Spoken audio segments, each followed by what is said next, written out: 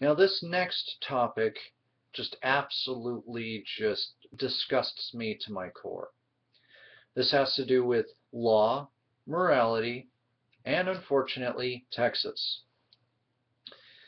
I've been keeping my eye on Texas because they've tried to pull a lot of horrendous things against people, against minorities, you name it. They likely have had some sort of abhorrent type of legislation against it. And guess what? They're not apologetic about it. Article from the Sexual Futurist, which if you're not a fan of their page or their actual profile here on YouTube, I highly, highly suggest it. It's a place for non-crude, so usually when I do guest vlogs I have to watch my language, um, frank talks about sex, sexuality, and looking at as many sides of an issue as possible. In fact, myself and other cohorts came under fire because we featured a lady on there to say her piece about a shirt she wore in answer to a shirt at a oddly enough Christian college that said love is love, talking about LBGT love in relationships. She wore a shirt that said sin is sin with quotes from the Bible on the back. I was initially disgusted, but then with talking with the woman, I understood her a lot better. I understood her position, and while I still don't agree with her doing that, she's not an abhorrent person, yet people took her as that way, and I felt that was sad. Anyways, fancy a cuddle. This was a day or so ago's article. People need to be touched, and there's a link to that, which I'll probably try and throw down in the underbar here. None of us have a problem with the fact when the person is a baby. You have to hold him more often. But what about when the baby is all grown up and, well, past the age of puberty? The baby is now a sexually mature adult, so now what? Very few families, religions, or cultures allow for a sensible policy of touching that includes anything of a removed sexual nature, hence the many blue laws on the book all over the nation. Many of these blue laws have been repealed and we're now able, where it is formally illegal to say buy a drink on Sunday. But what about human sexuality, the law, and touching? In Texas, good old Texas, even very private individual behavior such as touching appears to remain illegal in 20 counties. Perhaps there is a link to Texas' happy attitude to capital punishment and chainsaw killing. But in good news, the people who think their bodies are their own, a court panel of sexual futuristic judges holds that for the rest of Texas.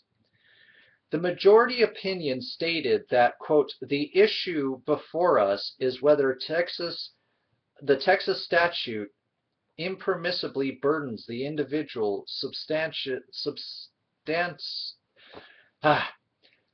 whether the Texas statute impersonally burdens the individual's substantive due process right to engage in private, intimate contact of his or her choosing. Contrary to district court's conclusions, we hold that Texas laws burden this constitutional right. An individual who wants to legally use safe sexual devices during private, intimate moments alone or with another is unable to legally purchase a device in Texas, which heavily burdens a constitutional right. But here's what disgusts me. Texas argues that the state has a right to regulate morality.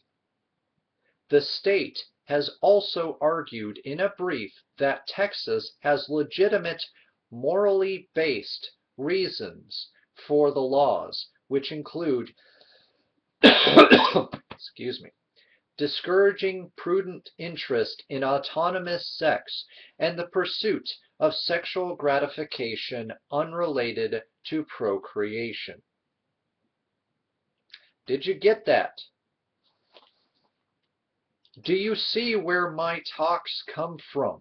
Do you see where my opinions, and indeed, in some cases, my facts about laws, sex, and sexuality, and our view, our sex-negative view of sex in society can be?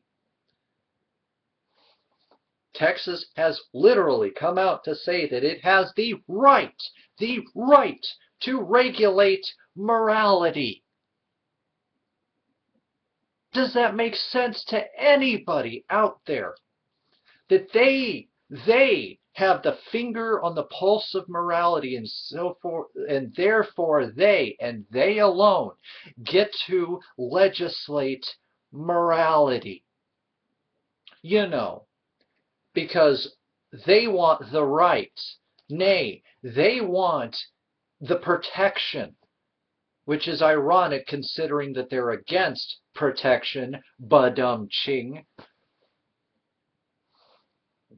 to do things like abstinence-only education, and then ignore the fact that the kids are teens, because let's keep our terminology straight here, that our teens are still having sex, and they are doing so without protection, without contraception, because they're not taught about them, or they are taught that they are evil, and in some cases, as the Vatican at times has tried to put out there, that they actually spread diseases, not prevent them.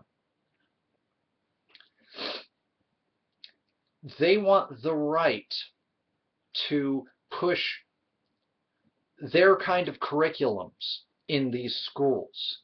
Not science-based. No, silly. You don't know Texas until you've been down here long enough. They want the right, nay, the protection to be able to push creationism-only teachings in public, non-private, non-religious public schools. And not only that, they want to expand their abilities and protection to be able to push out any students who they disagree with, not because the student is actually a problematic student, not because the family is a bad family or engaged in bad activities. No, that they get to legislate who they consider to be a moral pillar in the community, and if you are not one of them, they want the right to discriminate against you and to push you out of their schools so that you don't poison the minds of the fellow students who are there to learn. Does anybody else see a problem with that? I know I sure as heck do, because you know what? I've been party to some of these things that these folks like to have protection for. I have seen it not just to myself, but to other folk out there. Good folk, hard-working folk. And it disgusts me. And the fact that they want to know who you're with, how many times you're doing it, what position you're doing it in. Is it for procreation? If it's not, you're a slut. You should be ashamed of yourself. We should be able to talk to your parents and grandparents, and they should then, in turn, because of societal expectations, shame you in return. How dare you have sex for pleasure? Never mind that the clitoris on the female body's only purpose is pleasure. But no, to give in to that carnal pleasure, a pleasure center that was built into the female body by the Creator, that you have to ignore that because somehow I guess that's the devil's button. And people wonder why there's a high divorce rate at times. This is part of the core of why sex negativity hurts everyone. Men, women, families, marriages. I dare say homosexuality is not the biggest threat to straight heterosexual or the sanctity of marriage. Sex negativity and the fact that we cannot even talk to each other unless it's about procreational terminology is what's killing people's marriages. It's what's leading to people cheating. Not pornography, not gay marriage, not gay sex behind closed doors or in specialized clubs where children are not admitted, contrary to popular pulpit belief.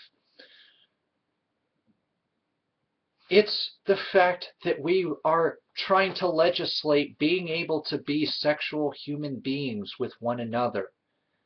We want to put ourselves into just one giant condom, never feel anything, never enjoy anything. Only that condom has to have a hole because we have to have procreation.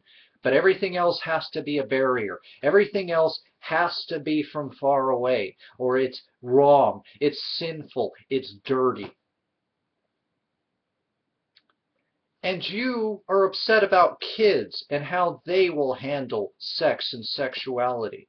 I dare say your average teenager is seemingly a lot more mature about sex and sexuality than most of you adults out there. For shame, Texas, for shame.